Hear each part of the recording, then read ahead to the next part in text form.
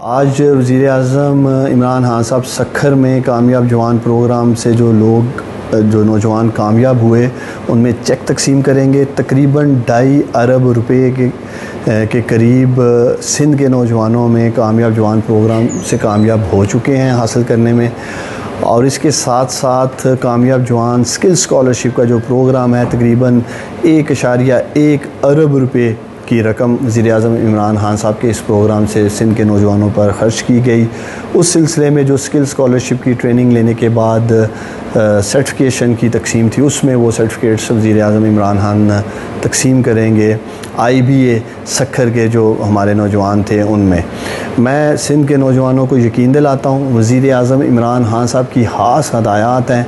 हमने सिंध के नौजवानों को एम्पावर करना है, पाँव पे खड़ा करना है और उन्हें पूरा मौका देना है कि वो ज़िंदगी में आगे बढ़ सकें। और इंशाअल्लाह ताला मुझे पूरी उम्मीद है इस साल के आखिर तक हम मज़ीद 10 अरब रुपए सिंध के नौजवानों में तकसीम करने में कामयाब होंगे। बहुत शुक्रिया।